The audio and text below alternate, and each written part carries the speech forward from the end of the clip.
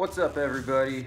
Today I'm going to be attempting to clean the engine bay for my car and get it all prepared and ready for the engine to be installed. So I'm going to be using a array of detailer products and maybe wax if needed, or polish, some glass cleaner maybe. I got a few things I'm going to try out and just see how they work, so we'll get the full details on what works best. And in the meantime, check out what the engine bay looks like here before I get it started, alright? Alright, here's my engine bay, and as you can see, it is pretty dirty. So I got a lot of work cut out for me. These ground wires I'm going to get rid of. Maybe not now, but I will. I don't think I'm going to need them.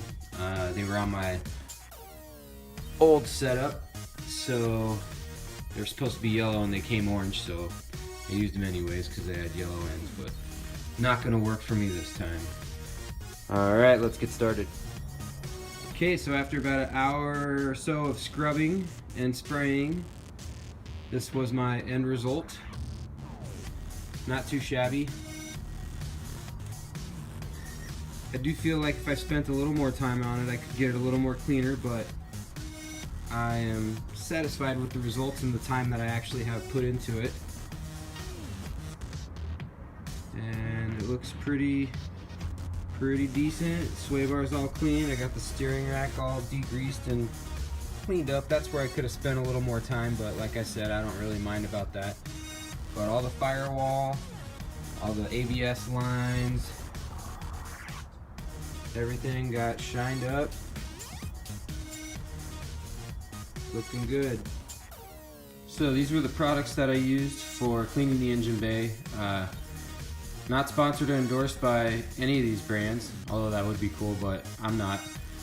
Just wanted to let you know this is what I used.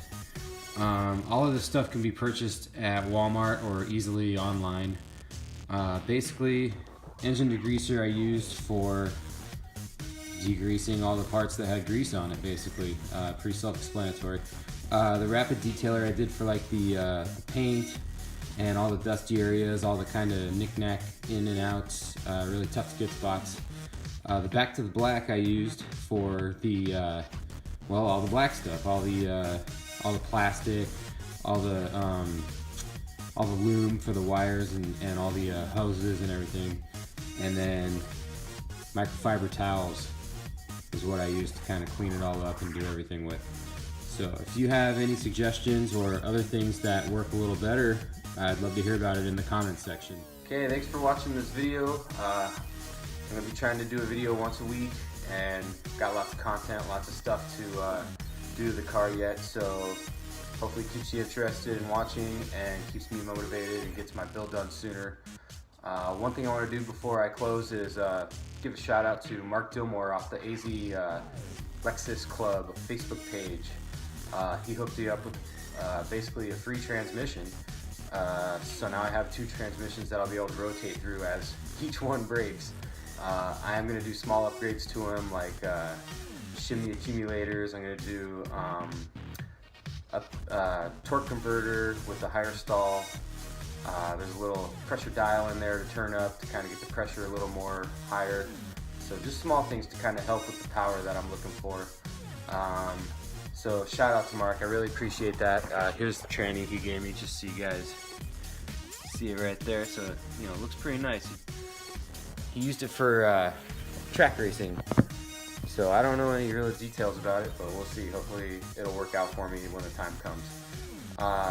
So yeah, keep checking back for new content. Once a week, hopefully. Subscribe, like, comment. Don't do any of that crap. I really don't care. This is just all for fun anyways. It's not like I'm gonna make bank off of this or anything. So keep checking back. Later.